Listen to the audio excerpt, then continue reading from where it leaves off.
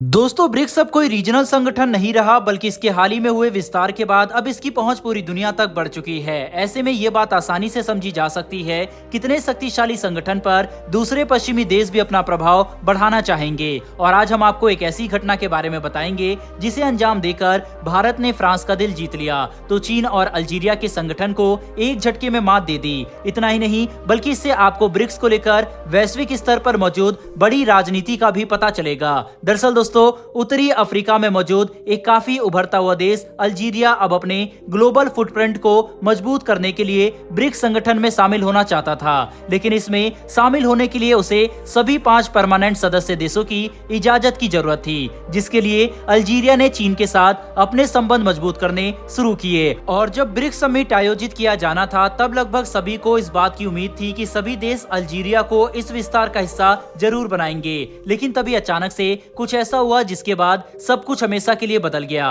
दरअसल अफ्रीकी देश नाइजीरिया में एक तख्ता पलट देखने को मिला, जिसका मुख्य कारण वहां की सरकार का विकास के कामों पर ज्यादा ध्यान न देना और पश्चिमी देशों की कठपुतली के तौर पर काम करना बताया जा रहा था, जिससे नाराज नाइजर के सैन्य संगठनों ने अपने ही सरकार और राष्ट्रपति के खिलाफ विद्रोह किया और तख्ता पलट करके ताकत अपने हाथों में ले ली। हैरानी की बात तो यह है कि नाइजर फ्रांस के लिए काफी महत्व रखता है। ऐसे में नाइजर में हुए तख्ता पलट के बाद फ्रांस के इंटरेस्ट को काफी नुकसान पहुंचा, लेकिन बात यहीं पर खत्म नहीं होती। दरअसल अल्जीरिया नाइजर में हुए तख्ता पलट का समर्थन कर रहा है और उन्हें फ्रांस समेत सभी पश्चिमी देशों द्वारा यहां पर चलाए जा रहे सैन्य अभियान का विरोध करते हुए अपने हवाई क्षेत्र में इनके फाइटर विमानों को प्रवेश करने की इजाजत नहीं दी, जिसे देखते हुए फ्रांस काफी गुस्से में था। ऐसे में अल्जीरिया को सबक सिखाने का सबसे अच्छा मौका उन्हें भारत के जरिए मिला, जिसे लेकर सामने आ रही लेटेस्ट रिपोर्ट में इस बात का जिक्र किया गया है कि फ्रांस की इंटेलिजेंस एजेंसी ने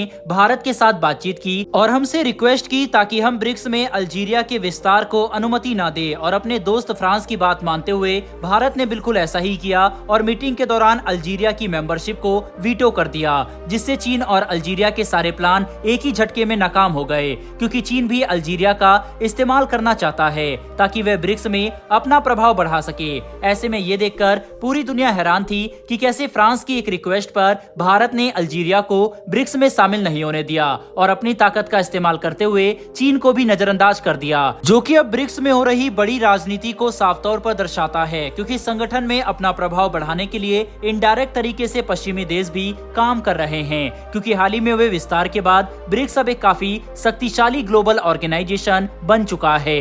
बहरहाल दोस्तों, बढ़ते हमारी दूसरी खबर की तरफ। ये खबर G20 को लेकर आ रही है, जिसमें अब इस बात की पुष्टि हो चुकी है कि रूसी राष्ट्रपति पुतिन भारत नहीं आ रहे। दरअसल सोमवार को पुतिन और पीएम मोदी के बीच में फोन पर बातचीत हुई थी, जिसमें पुतिन ने G20 में भारत न आने को लेकर असमर्थता जताई थी। लेकिन हैरानी की बात तो यह है कि G20 के लिए भारत न आने के बावजूद अक्टूबर में बेल्ट एंड रोड फोरम की मीटिंग के लिए पुतिन चीन जाने वाले हैं, जिसे देखकर हर कोई हैरान है, क्योंकि अंतर्राष्ट्रीय आपराधिक न्यायालय की तरफ से पुतिन के खिलाफ यूक्रेन युद्ध में हुए वार क्राइम पर जारी किए गए अरेस्ट वारंट के बाद ये रूसी राष्ट्रपति का पहला दौरा होगा, जो भारत में G20 के लिए ना होकर चीन का होने वाला है।